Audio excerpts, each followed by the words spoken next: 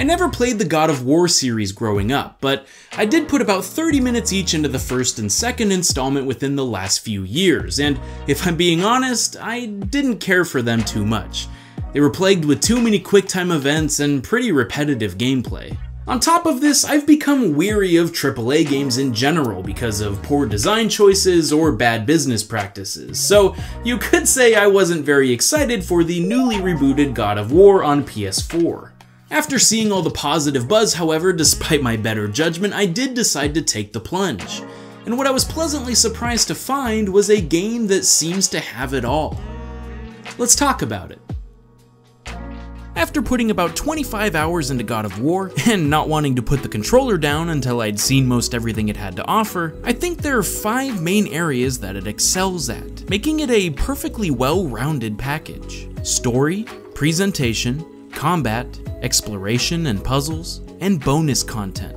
From the start, it might appear like a simple tale of father-son bonding, as they journey to the tallest mountain they can find to spread the ashes of Atreus' recently deceased mother. But as the story unfolds, it explores much deeper themes. You get to see a completely different side of Kratos while he balances his inner demons, along with trying to escape his past and not letting Atreus make the same mistakes he did. Nothing gets Kratos' blood boiling more than watching his son go down a road that he knows all too well, so he tries to protect him from it at all costs. He genuinely cares about both Atreus and his departed wife, but the combination of his hidden past, harsh exterior, and straight-to-the-point attitude make for a really interesting dynamic, especially with Atreus' laid-back demeanor and quick wit. Add in some spicy twists, an expansion into Norse mythology instead of just Greek, and a great cast of memorable characters, and you have a plot that grips attention until the very end. While some of the obstacles in your way might seem like an easy way to increase the playtime, it's these divergences that slowly turn the simple task of having a memorial into a grandiose and unforgettable adventure. But perhaps the best part of the experience, and what certainly took me by surprise the most, was how it all presented this pilgrimage. The camera stays as one continuous cut for the entire quest, never chopping up for cutscenes, battles, or anything else, which really helps the flow of the narrative. Sometimes I just kept pressing buttons after a cutscene is activated because I actually had no idea. Plus, I have a soft spot whenever media does this, like in Birdman or the intro of Gravity. It makes everything feel seamless and like you're not just watching a movie, but playing a role within that universe. If there are other games out there that have done this style of camera, I can't think of one that has pulled it off so flawlessly. It's a beautiful game, possibly one of the best I've seen on the PS4, which means that unfortunately it comes at a cost. I never really had issues with frame rate, but because it is an expansive open world that tries to be as smooth in its transitions as possible, it takes a while to load in new sections. It'll hide this behind long boat rides, switching realms in the main temple, or running around the in-between world when you select a warp gate, but these are a little too painfully slow to actually be called fast travel. Having a big and detailed environment means it has to make up for it somewhere, but luckily this doesn't happen too often in the main storyline. Plus, it makes up for it with the over-the-top boss fights and ridiculous set pieces. When the game hits, it hits hard, and these peak moments are some of the coolest things I've ever seen in a video game. Within the first hour, it lets you know that it won't be simply walking on a snow-covered trail with your boy, and it only builds from there.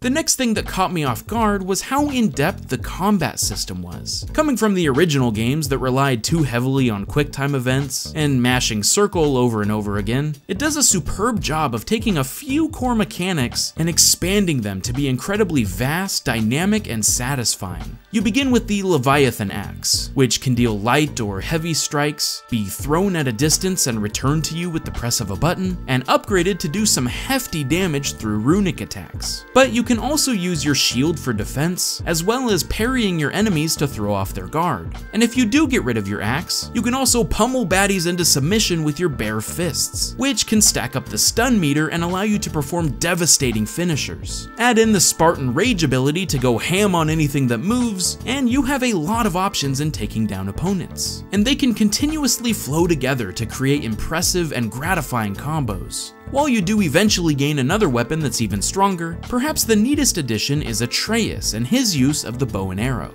He can distract big foes at first to take the heat off yourself, but eventually his arrows gain magical properties to stun or shock entire groups of lackeys, and even launch a massive blast of energy in the form of a beast of your choosing. What's so cool about Atreus being an actually useful part of combat is that it serves the story by allowing him to grow stronger as a fighter thanks to his dad's training. And they don't force him to become an annoying escort mission either. He can take care of himself, and you grow a bond with him through narrative as well as battles. Most importantly, it feels great to string together a huge combo, and like you have endless possibilities at your fingertips. You're a player deserving to take the helm of a warrior such as Kratos.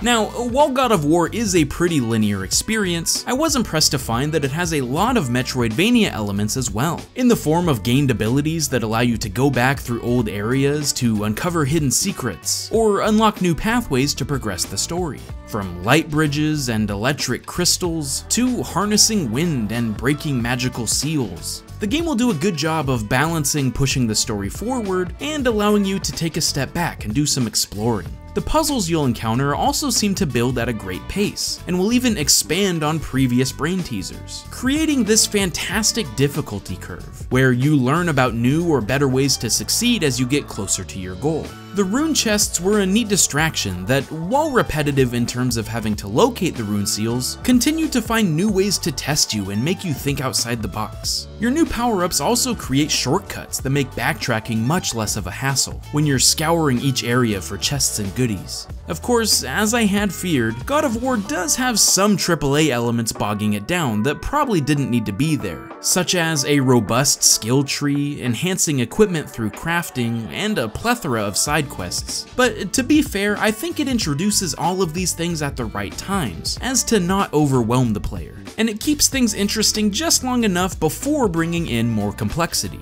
Plus, you don't really have to do any of the extra content if you don't want to. However, I will say that even that is well thought out and worthwhile. I trucked through the main story first with almost no side quests, but afterward began to explore and found some really compelling bonus missions, such as freeing dwarves turned into dragons that are held captive, or fighting Valkyries that wish to be freed from their corrupt forms. These are some of the hardest battles in the game and really test the player's skill after you've conquered everything else. It even had additional realms you can unlock, such as the fiery trials of Muspelheim, or the misty, randomly generated dungeons of Niflheim. There's a lot to unpack after you've completed your journey, that could easily double your overall playtime. And honestly, I just wanted more once it was done, so it was the perfect cherry on top of the cake for me.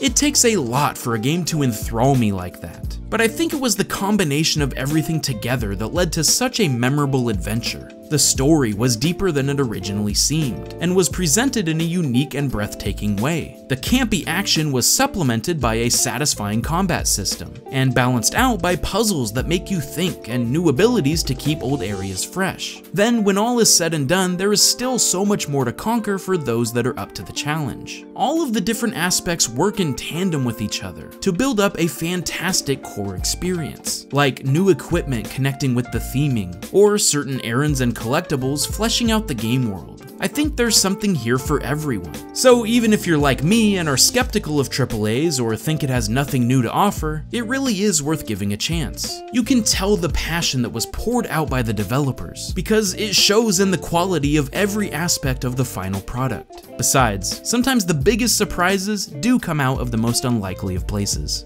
Thanks for watching another episode of Good Game Design. I'll see you guys next time. Stay frosty, my friends. Hey guys, I hope you enjoyed today's video. If you've played the new God of War, what were the aspects you enjoyed most about it? Did anything catch you by surprise? What's changed from the originals, either for better or worse? Tell me about it in the comments below, and let's talk about it. Huge thanks to my patrons this month, they help keep the show running. If you ever want to help decide future episodes of Good Game Design or get some other awesome rewards, you can support the channel at patreon.com/snowmangaming.